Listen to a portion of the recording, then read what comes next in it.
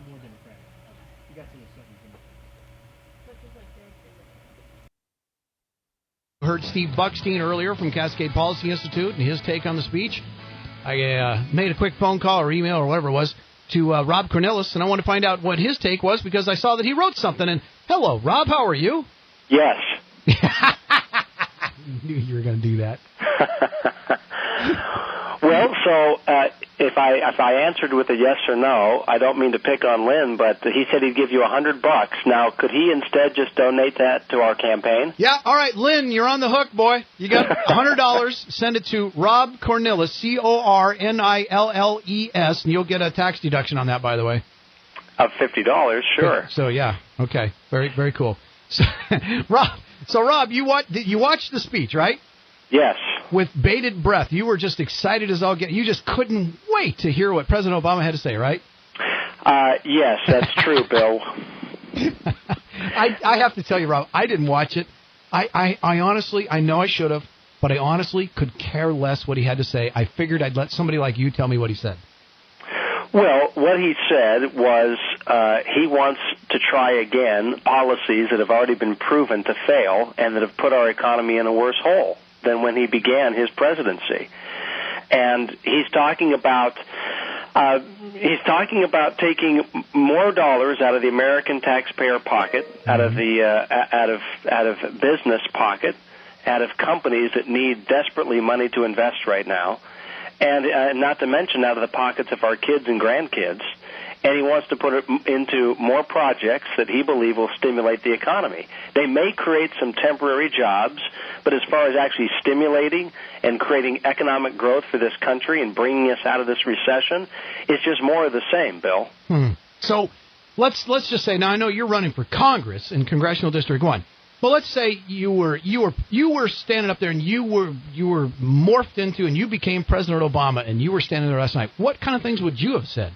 I would have said, I understand now that government intrusion into the free market system is not working. We've tried it now for 2.5, 3 years almost, and all we see is an unemployment rate that is historically high. And back in Oregon, it's been above the national average for 15 straight years. And in the month of August in this country, we didn't create a single new net job. And so what we want to do is, this is President Obama, is we want to try it again and see maybe if this will make a difference. And excuse us if the rest of us who are watching that speech were sitting there saying, where's the beef here? And so what I would have said is, I know what is necessary to create employment opportunities for Oregonians back home. You need to, first of all, create an environment where businesses want to grow, where they're motivated to expand and hire, and not fearful of doing that. And they know with certainty what's around the economic corner, because the tax code has been simplified, because regulations have been brought into check, and we keep those reasonable regulations that keep us safe, but we eliminate those that simply strangle business investment and entrepreneurship and risk-taking. Those are the things that I would have stood at the podium last night and said, we as a country are prepared and must do if we're going to get out of this historic mess that we're in. Steve Buckstein earlier said something. He said he's caught just a little bit of a sense from President Obama that he does realize they might not have completely been right, 100% right, and they may have actually made a few mistakes. For instance, I think there was some easing of EPA regulations recently, which is a slight admission of, okay, we know that government can't fix everything. But really, for the most part, he hasn't changed, has he? Well, I don't know if he's changed or not. I just know that the fixes that he proposed last night are either more of the same or there's still an insistence that government knows best. And that has not proven to work in our country's history. In fact, it's also interesting to me that at the end of last year, President Obama pushed forward the extension of what they call the Bush tax cuts. Now, why did he do that? Because he knew that tax cuts were necessary to get the economy going again. And what did he do last night? He talked about additional extension of other tax cuts, the payroll tax. It seems very curious to me that this president, when push comes to shove, recognizes that, in fact, lower taxes is what will stimulate economic activity in this country, not higher taxes. Yeah. Well, And I caught just enough of the transcripts later that, again, as always, it's, well, we're going to pay for this $400 and some odd billion by taxing the quote-unquote wealthy and corporations. It's always the same thing with these guys.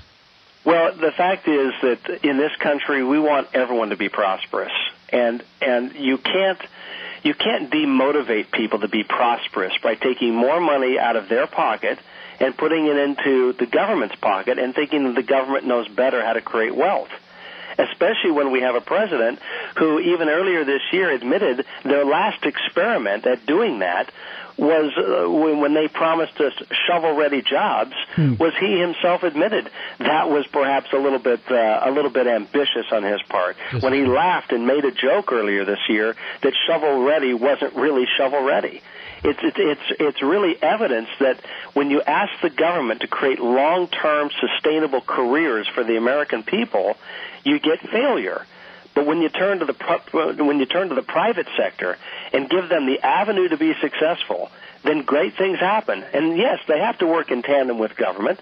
They have to rely on government to make sure that there's an equal, or I should say a fair playing field, when rules and laws are being kept by all participants.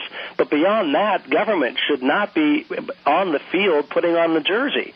They should be simply having the referee's jersey and knowing, like in a good football game, the best game is when you don't know the officials on the field. And that's what we need in this economy right now. We need the government to know its place and let the private sector work.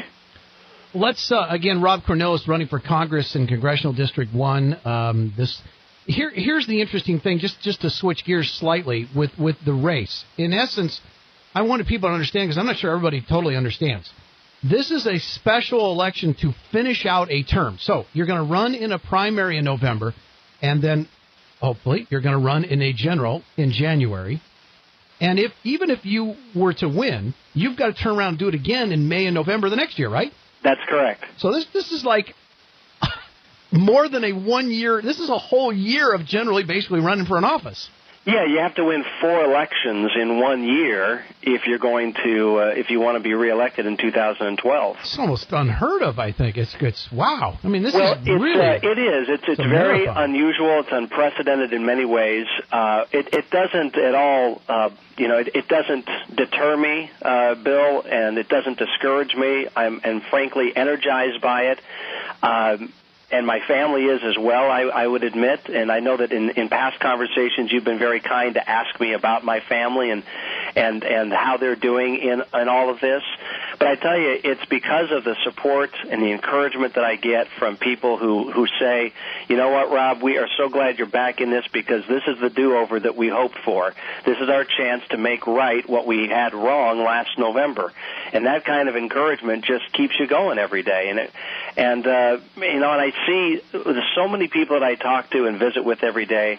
I see these good people of Northwest Oregon who, frankly, will be the only people in the country who don't have congressional representation starting next week. Yeah. Because next week, as you know, Bill, there are 2 special elections, one in Nevada, one in New York, to fill empty seats. And once those are completed, Oregon's 1st District will be the only one in the country, the only one out of 435 for the next 5 months without representation. 1 empty seat in Congress. I mean, that's really sad. It is sad, and that's why I'm very eager to hurry and win this election.